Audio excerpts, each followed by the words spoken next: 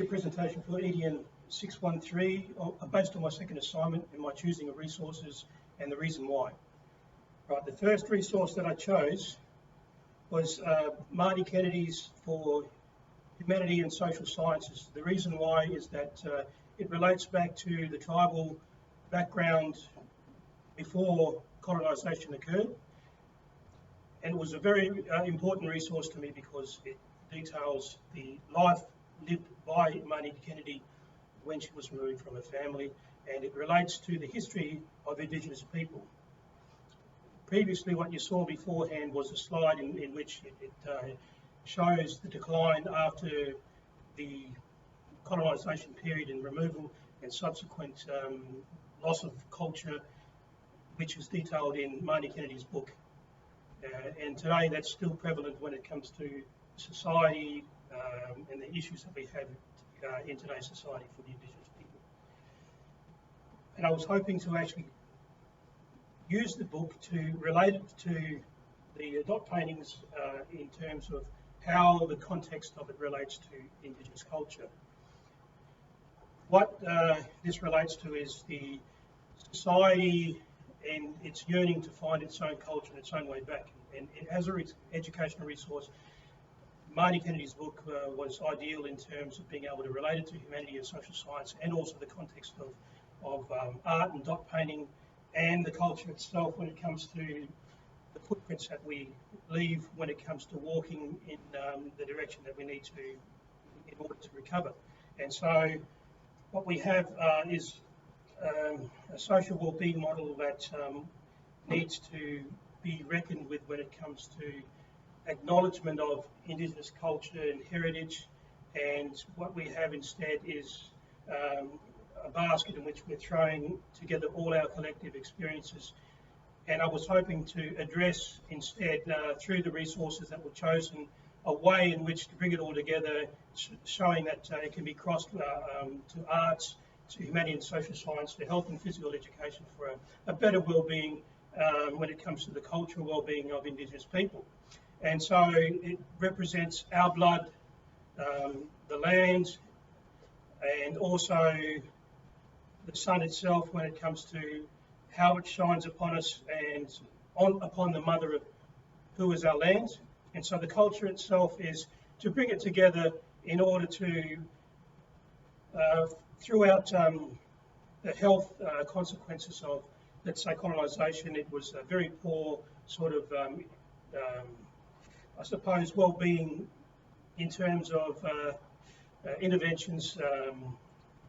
policy acts, and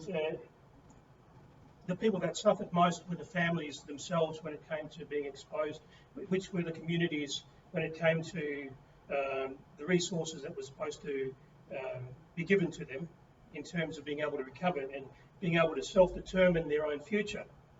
But instead, the right to education was taken away from these people because simply it was deemed that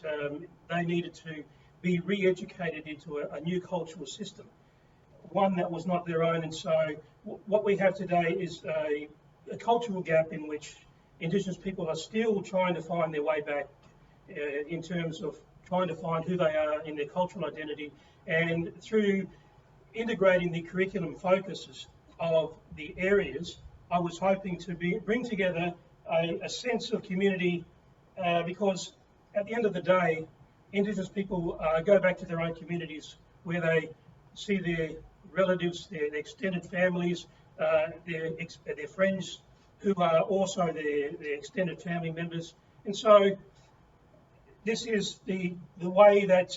we deal with society in terms of going to school and then going back home and then going back to school and going back, because they're separate worlds altogether. And when it comes to sorry business, the only ones that really understand within the Indigenous community is the Indigenous community when it comes to the loss of a loved one, in which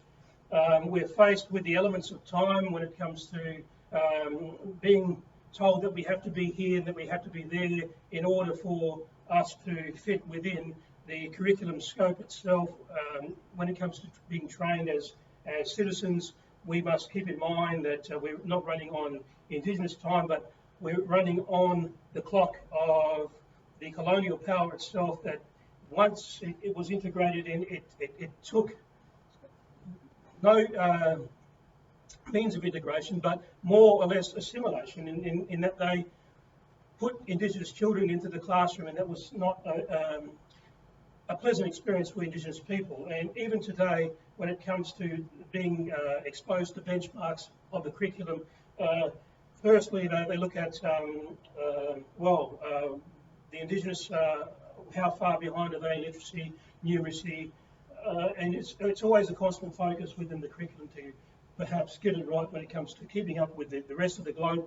and economically. And so integration is, I suppose, a way in which to bring it all together in order to actually connect the dots of a painting when it comes to the Indigenous lived experience and how best to serve Indigenous students to ready them for the future. Because assessments itself is not really authentic if it does not relate to Indigenous people and prior knowledge, their cultural lived experience, the experiences that they went through in terms of being colonised and taken away and removed from their families. And if we were to actually work together in that sense of integration of the curriculum, then we'd end up with a scholarly sort of outlook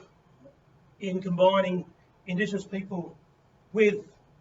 the rest of the world when it comes to integrated curriculum and integration.